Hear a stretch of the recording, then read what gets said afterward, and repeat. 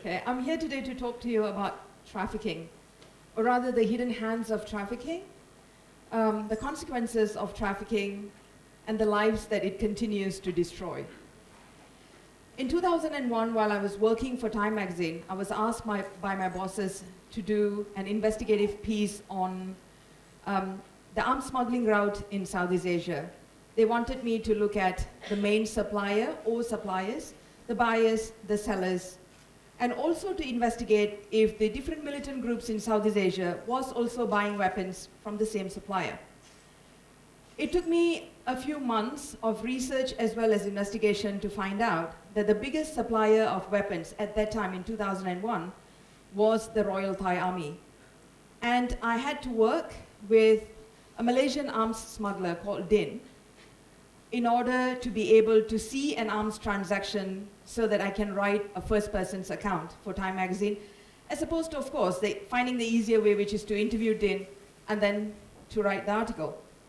Now, Din and I had to come up with a story as to why I was following him into the Yala army camp to buy a weapon. So this is the story we came out with. We were supposed to tell that my husband was having an affair, and I was going to buy a gun to shoot the girlfriend dead. Or maybe to shoot the husband dead, I can't really remember. But we strategized, we fixed a date, and I flew into Kota Baru, Kelantan, and took a taxi into Sungai Golok. We waited for 48 hours before a military representative came to fetch both Din and myself to the Yala army camp where he has been dealing for more than 10 years. When we got there, the colonel who saw me was totally upset. He started screaming and he got so angry with Din. But Din started waving around cash, greenbacks, US dollars.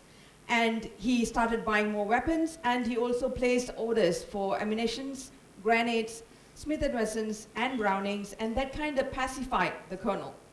So once the transaction was done, we left.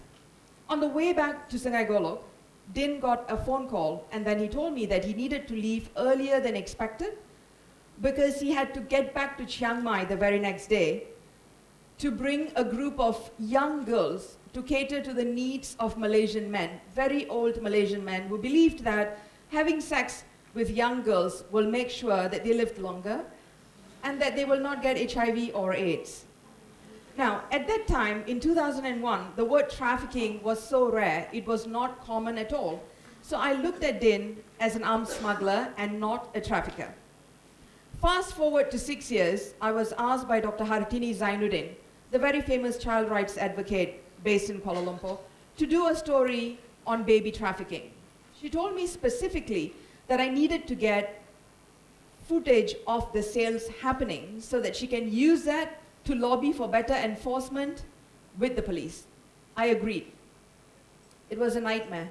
It took me more than 1.5 years to finish the film because it took me more than a year to finally get hold of a baby trafficker who agreed to speak to me.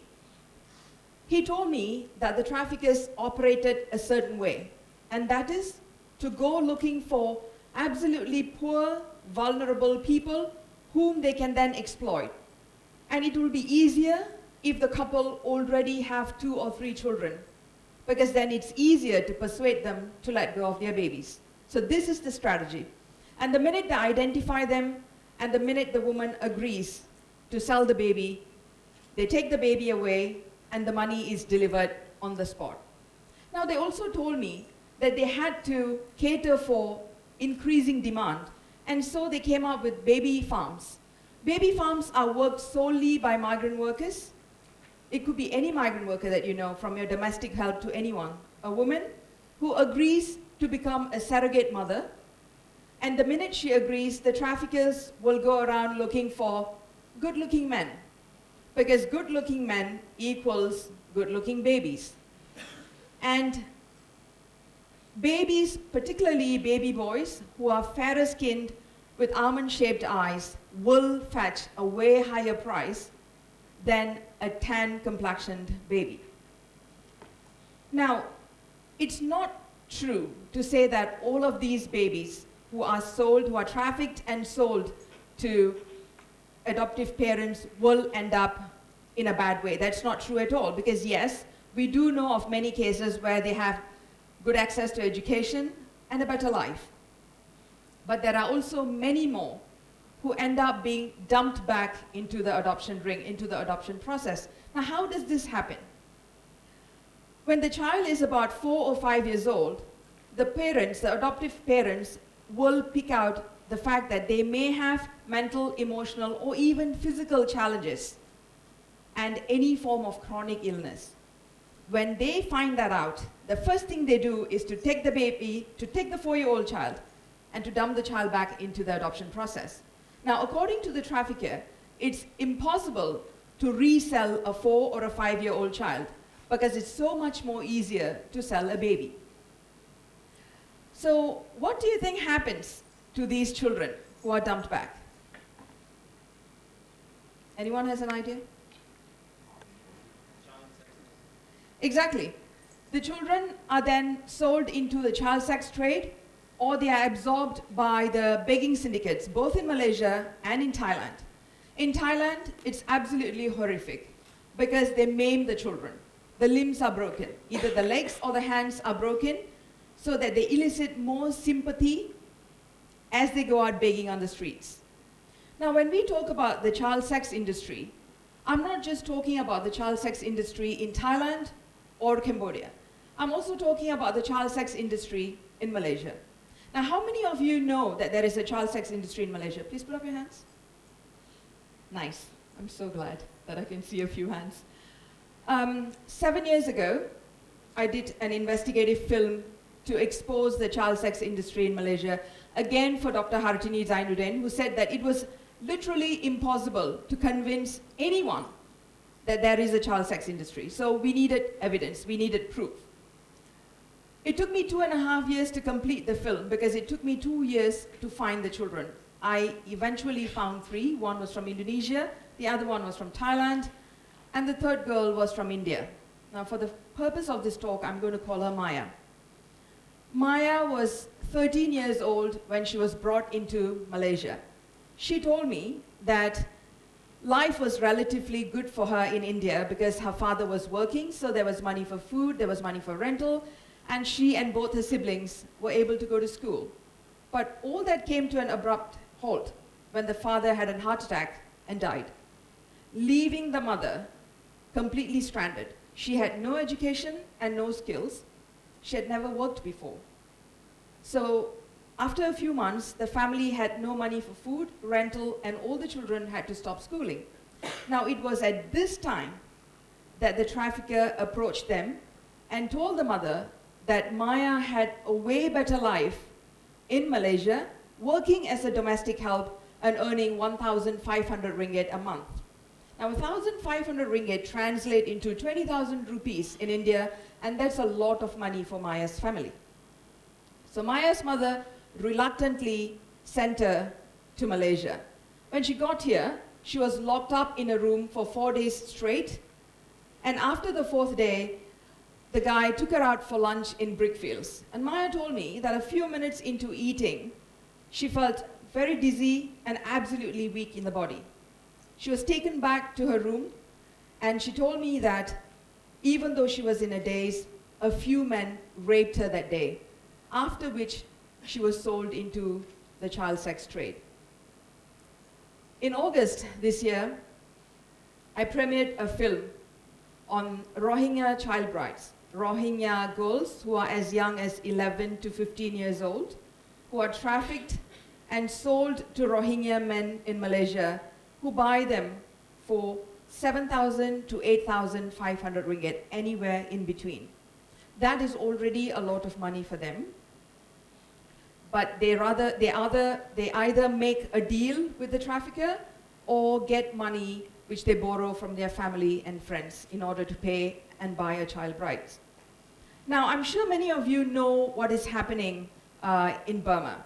The targeted persecution against the Rohingya has led to the exodus of more than 500,000 Rohingya from Burma to Bangladesh. Now, Bangladesh is, especially Cox's Bazar in Bangladesh, is the place that the traffickers are zooming in on now. An interview with a trafficker early this year revealed that there is a new trafficking route from Malaysia to Bangladesh where these children are brought in. And this is how it works. The Bangladeshi traffickers in Bangladesh will forge the passports of these young girls, wait until they get about 8 to 10 girls together, fly with them into Kuala Lumpur International Airport, bribe the Malaysian immigration officers, and bring the children into the country. Now, these children are sold not for 7 or 8,500 ringgit. These children are sold for 16,000 ringgit, a sum way beyond the means of the Rohingya. Now, this raises the question as to who the buyers are and where these children are going. Chances are they are being sold into the Malaysian child sex industry as well as into Thailand as well. So if we take a step back and look at all these stories, we will understand that trafficking is absolutely lucrative. It runs into billions and billions of dollars, and that it's so interlinked that there is a dizzyingly complex chain of people who move in and out of trafficking rings, and in a way they are all connected. People, not just me, but any other journalist or filmmaker who works on challenging issues such as trafficking will have to face the consequences. There's no running away from it. When Din and I worked together, I made it very clear to Din that I was a journalist working for Time magazine and that the story will be carried in the Time magazine publication. I told him to promise me that he will never ever go back to the Yala army camp ever again. That was the end of it. He promised me. Unfortunately, 2 weeks after the story was published, he went back to Thailand. He was killed there. The Interpol called my boss and said that I had to leave the country because it wasn't safe for me anymore. Now, I was torn because I couldn't shake the feeling that I was responsible for Din's death, even though he knew what he was getting into.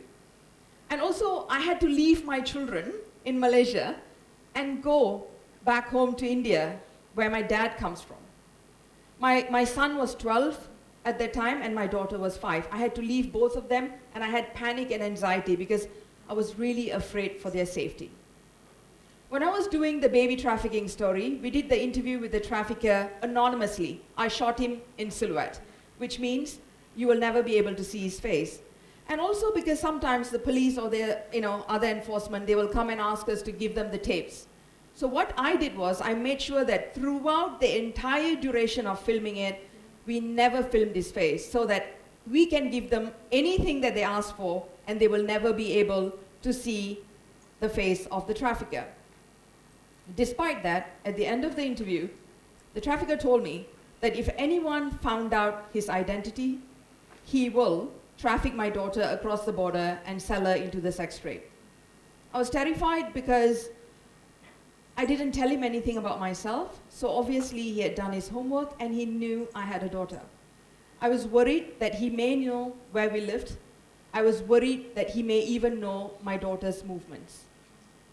I also did a story on migrant trafficking for YB Charles Santiago, who is the opposition member of parliament for Klang.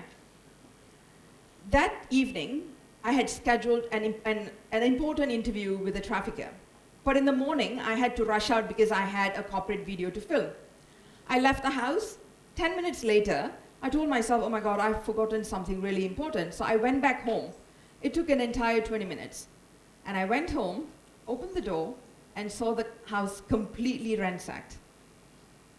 Every drawer was open, all my clothes were on the floor, but nothing valuable was taken except for my laptop bag, and my laptop charger. Now, people always ask me if I get scared. And the honest answer is, I get terrified. Really terrified. And I have to, until today, live with the consequences of having made decisions to work on extremely challenging stories such as trafficking. But I do that because of one thing. I hold on to the absolute and unshakable belief that these stories need to be told, that these stories need to be put out there, that all of you should have access to what's actually happening in the world of trafficking, the devastation that it causes in people's lives. This is crucial to me. And it's also important because it allows for stakeholders such as NGOs, civil society organizations, parliamentarians, enforcement officers to either look at existing anti-trafficking law or to do better networking in terms of the region in order to try and nip trafficking activities. Now, I'm sure that all of you at some point in your life will face crippling fear. And just like me, I hope that every one of you here will be able to find and hold on to that one thing which will allow you to move on, which will allow you to follow your heart and your passion. Thank you.